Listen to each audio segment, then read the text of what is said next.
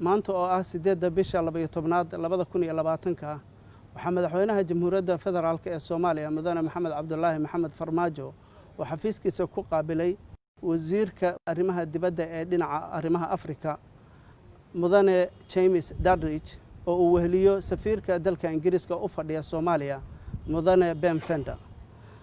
wadahadallada labada dhinac waxay ahaayeen kuwa aad miro dhal u ah waxaan xoogga lagu saaray iskaashiga u dhaxeeya dawladda Ingiriiska iyo dawladda Soomaaliya iyo sidii loo sii xoojin lahaa iskaashigaas.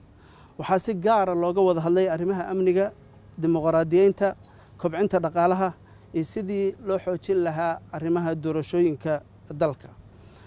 madaxweynaha Jamhuuriyadda Federaalka Soomaaliya Mudane Maxamed Cabdullaahi Maxamed Farmaajo ayaa la wadaagay wasiirka qorshayaasha u hirgelay dawladda Soomaaliya muddada ay jirtay iyo sidii loo xaqiijin lahaa dib u dhiska ciidanka xoogga dalka Soomaaliyeed, la dagaalanka argagixisada, la dagaalanka musuqmaasuqa, horumarinta dhaqaalaha iyo dib u heshiisiinta.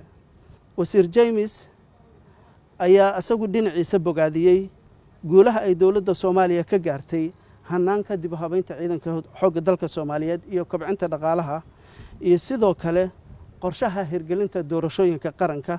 wuxuuna intaas ku daray inay sii wadi doonaan taageerada ay siiyaan ciidamada xoogga dalka Soomaaliyeed dib u dhiskooda iyo inay sii xoojin doonaan xiriirka u dhaxeeya labada dawladood ee Ingiriiska iyo Soomaaliya. wasiirka arrimaha dibadda ee dhinaca arrimaha Afrika ayaa salaan ugu tagay ra'iisul wasaaraha Jamhuuriyadda Federaalka ee Soomaaliya Mudane Maxamed Xuseen Roble, halkaas uu ra'iisul wasaaruhu uga warbixiyay guud ahaan xaaladda dalka iyo arrimaha doorashooyinka iyo meesha ay marayaan. waa mahadsantiin.